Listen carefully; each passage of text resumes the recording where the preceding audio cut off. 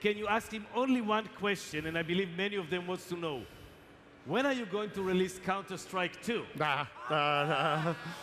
For years, there have been rumors that Counter-Strike Go would get ported to the Source 2 engine, just like Dota did previously. And after many years of wondering, Valve would finally break the silence. And this would break the internet for a brief moment back in April when Valve finally admitted that Counter-Strike Go would be brought to the Source 2 engine, which would bring us Counter-Strike 2. This would be the next title in the Counter-Strike franchise. But ultimately, while this is a new engine and the graphics are overhauled, Counter-Strike 2 is more of a huge game update rather than an actual new title. Though as of a few days ago, Valve actually did add a legacy CSGO client back onto Steam, which is under the beta settings of Counter-Strike 2. So you can actually go and re-download CSGO, and it's basically like a frozen in time version of Counter-Strike Go. However, it doesn't have matchmaking. I think you're supposed to be able to use the community browser and play on community servers. However, I couldn't get that to work when I was testing it out. So for now, here's some nice footage of me playing Arms Race with some bots. RIP Arms Race. As anticipated, skins from Counter-Strike Go would transfer directly to Counter-Strike 2, and on September 27th, CS2 would finally have its full release, after it was in a weird invite-only beta for months. Unlike we had hoped though, where tons of improvements would be shipped from the beta along with a slew of missing content, CS2's launch version was almost one-to-one with the latest beta. Now we do have to be clear though, while doom and gloom exists on the internet, Counter-Strike 2 is doing just fine. The game peaked at over 1.2 million players in the last 24 hours, and other than that huge peak 5 months ago when Counter-Strike 2 was first announced, Counter-Strike as a whole is still sporting one of the highest player bases that it's ever had. But while the game hasn't lost that many players, it also didn't completely blow up like many expected it to upon release. For the most part, it seems like CS players are still playing CS, with not a huge influx of new players. On top of not blowing up, there's also a lot of unrest amongst Counter-Strike's hardcore audience, as in many regards, CS2 is a downgrade over CSGO, even if our fancy skins look a little bit shinier than before. Today's version of Counter-Strike 2 is a pure content downgrade over Counter-Strike Go. Huge portions of content are missing, most notably Danger Zone, proper unranked matchmaking, tons of maps, and the suite of war games like Arms Race and Demolition. Even the community browser, which wasn't by any means one of the bigger parts of CSGO, has taken a giant step back and currently is non-functional, though I imagine at some point this will be improved and fixed. Those modes that I mentioned, while they were the lesser played portions of CSGO, were all still playable up to the day that CSGO became CS2, which makes their exclusion sting even more. Now there is some good for CS2. Obviously, you know, you got the fancy graphics. I mean, just look at this knife. It was shiny before, and now it's even shinier. But CS2 also did something that many players, myself included, had been begging for Valve to do for years, and that was to finally overhaul the ranked mode so that people would actually care. However, they did this in quite possibly the weirdest way. In CSGO, you could play ranked matchmaking, grinding from Silver 1 all the way up to Global Elite, and then after that there was no reason to play. No seasonal resets, no rewards or anything like that. Not only were you kind of just stuck, the experience in matchmaking was a pure downgrade over third-party clients like Faceit that would have higher tick servers and better anti-cheat software to keep out cheaters. This basically meant that anyone decent at CSGO or anyone taking it serious probably stopped playing matchmaking once they hit Global Elite, or sometimes even before. CS2 replaces the whole ranked system with the brand new Premier mode, which actually was a form of matchmaking in CSGO that they were probably testing out, but now it's the main form of ranked play other than the competitive mode, which is more similar to CSGO's, where you can pick single maps like you used to. Competitive actually uses the same ranked system as CSGO, except the big difference now is that instead of having one overarching rank, your rank is tied to each map specifically.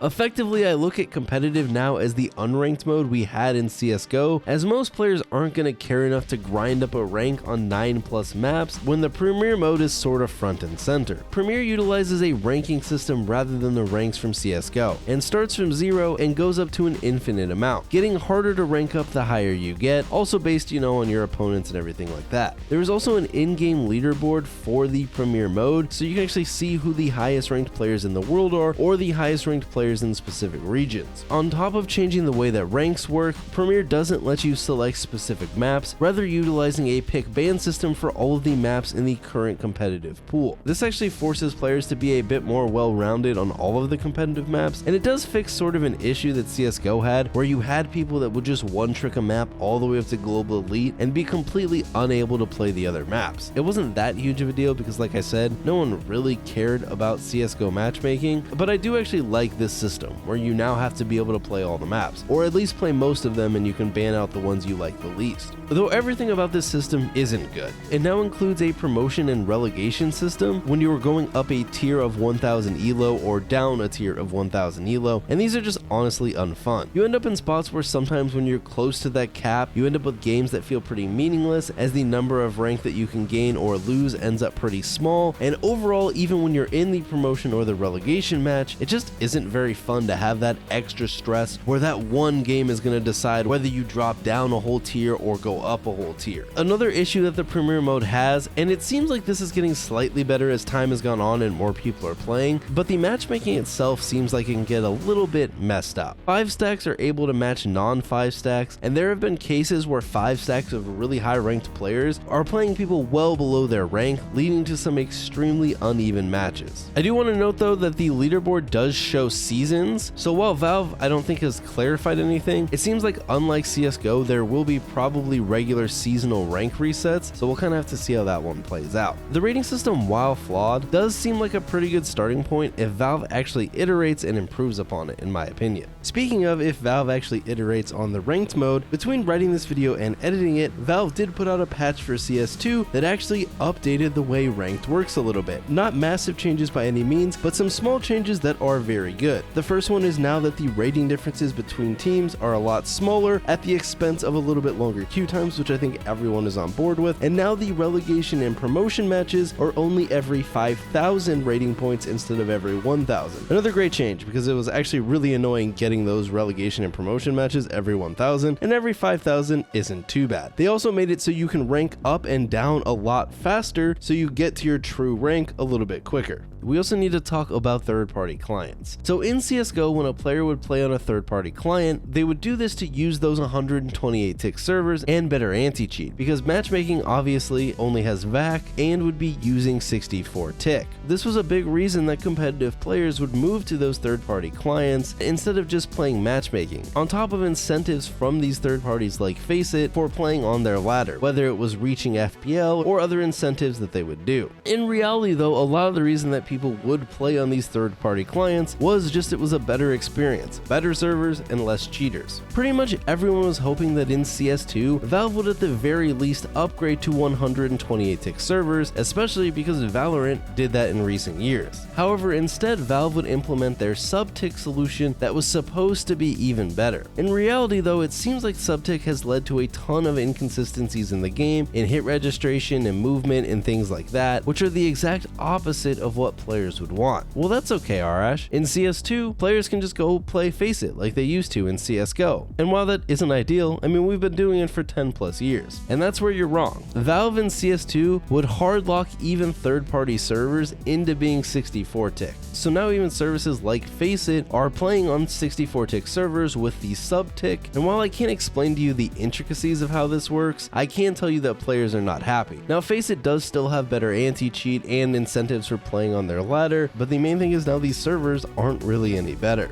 There's a lot of ongoing research and discussion from the community that you can actually hard bind actions using the alias commands in the console, and doing this resolves some of the issues with the sub-tick. This is hopefully something that Valve fixes, because not everyone is going to do this, and having to do this just to get the game to run properly is just a massive pain. And one of the big improvements that CS2 was supposed to bring was to eliminate a lot of the need to optimize things using the console. Instead, just being able to launch up and play the game like many other modern games. If you want to learn more about how this works and how the whole sub-tick system works, I'm going to point to some smarter YouTubers like Mr. Maxim, who has a really nice video on how to de-sub-tick CS2. Another notable exclusion in CS2 from the perspective of the hardcore community is some of the console commands. While the console still exists and it has plenty of commands in it, there are many that are missing in CS2 that were widely used in CSGO. For example, things like the option for left-handed view models, weapon bob, or even just having the neck graph showing all your FPS and other game statistics. While these console commands aren't the end of the world, and the game isn't unplayable without them, it just feels like they were kind of removed for the sake of being removed. There is though one major addition to Counter-Strike 2 that is unanimously loved by all players, and that is that you can now see your own feet. Good job, Valve. Round of applause. Another addition that is mostly skated under the radar, I feel like, and not as many people are talking about because experienced players don't really use it, is the addition of the follow recoil option in the settings. If you've ever played Counter-Strike, you'll know as you spray, the bullets no longer go where the crosshair is, instead rising up, to the left, to the right, according to the gun's specific spray pattern. This is the same in CS2. However, there is now a setting called follow recoil that will actually have the crosshair follow the spray pattern. I don't think this is some amazing broken setting for experienced players, as it does really make your screen kind of jump all over the place, but for new players or players trying to master a spray pattern of a specific gun, it definitely can have its uses. And it's probably the one change that I think Valve made with Counter-Strike 2 to try and make Counter-Strike as a whole a little bit more new player friendly. While many have lambasted Counter-Strike 2 for its lack of content, there are other small changes to the game that have had fairly mixed reception. The new smokes in the game, while cool, can be a bit frustrating, though the existence of one-ways has mostly been stomped out of the game, which is pretty good from my perspective. CS2 would also shorten the average match duration, going from MR15, which is first to 16, and instead going to MR12, which is first to 13. Now, this is something that Counter-Strike did way back in the day, but the franchise in Counter-Strike Go has been MR15 for many years. Overall, the shorter match length is actually pretty nice, as the length of CS matches had only grown over the years as kind of the meta solidified. But it would have been nice to see some economy adjustments to go along with this change to shorter games, as currently it seems like you can almost lose entire CT sides just off losing a couple rounds. They also got rid of short games altogether, which were in Counter-Strike Go that allowed you to play MR8 matches. So Counter-Strike Go actually had two options. You had full length matches and short matches, and now in CS2 there is only the MR12 matches, which fall basically in the middle of those two modes. Gunplay in general in CS2 also feels a little different, and while it's hard to pin exactly what's different, it seems like spraying is a bit harder and tapping is a bit easier, making it feel a little bit closer to its competitor Valorant in that regard. It's also really important to note that performance in Counter-Strike 2 is notably worse than Counter-Strike Go, which I mean, you know, makes sense, it is a prettier game. But for players on lower end PCs, or just players who like to push as many frames as possible, Counter-Strike 2 is a notable downgrade in that regard. As a whole, in Counter-Strike 2 content-wise, you have the Premier mode, the single map competitive mode, 10v10 casual, deathmatch, and the 2v2 wingman. However, a bunch of the wingman and competitive maps are missing from the game altogether currently. We need Cash and Train back. At the end of the day, Counter-Strike 2 is a lot of fun. I mean, it's literally just more Counter-Strike. But the problem is the game doesn't really feel any better to play than CSGO,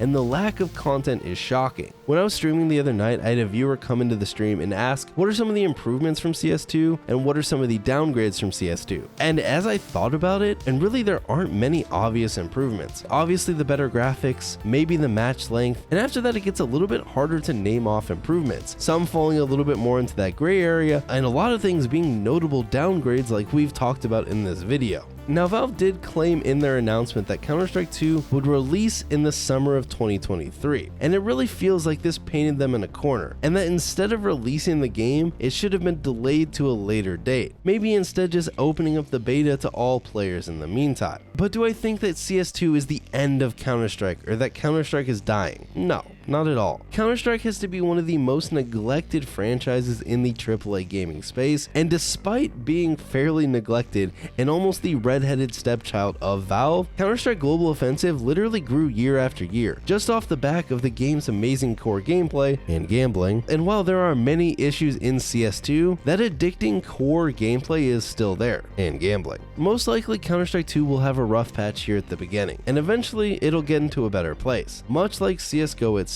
did, because if you played that game at launch, oh man, trust me, there were some massive improvements over the years. That said, I do really feel like the launch of this game has been a massive letdown, not because it's horrible or unplayable or that the franchise is dying, but rather because of what CS2 could have been. It could have been absolutely massive to the point it took over the internet. Valorant showed the tactical FPS to a whole new crowd of gamers who were ripe to try out a brand new shiny Counter-Strike 2, but issues and a lack of content has led to what mostly just seems like the same players still playing Counter-Strike, with maybe some lapsed players returning to replace some of the hardcore players who have probably fallen off the game altogether due to their issues with Counter-Strike 2. A lot of people have been comparing Counter-Strike 2 directly with Overwatch 2, the other recent game update that killed the original game, though we can also add Warzone now to that list. And while Overwatch 2 got absolutely slammed by the public, other than hardcore players, CS2 seems to mostly be skating by. This makes sense though if you think about it, because while Overwatch 2 was heavily panned due to removing that PvE mode that was promised, Counter-Strike 2 has mostly delivered what people expected, more Counter-Strike,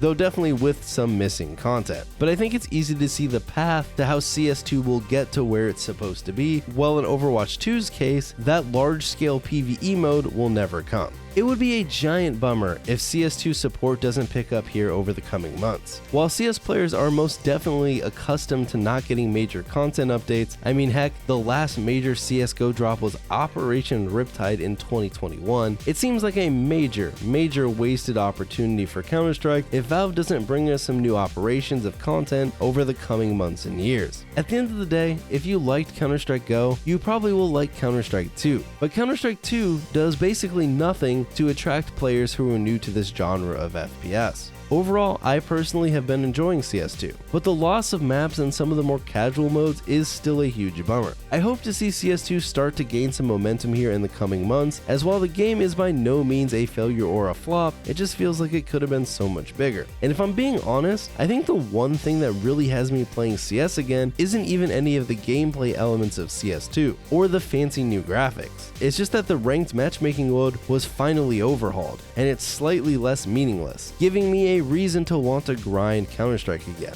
Without the new ranking system, I'm not sure I'd be playing as much Counter-Strike 2 as I am. And that's the video. I want to give a huge shout out to all my supporters over on Patreon. You guys are basically keeping the channel going at this point, so check out the Patreon if you're interested, and other than that, I'll see you all next time.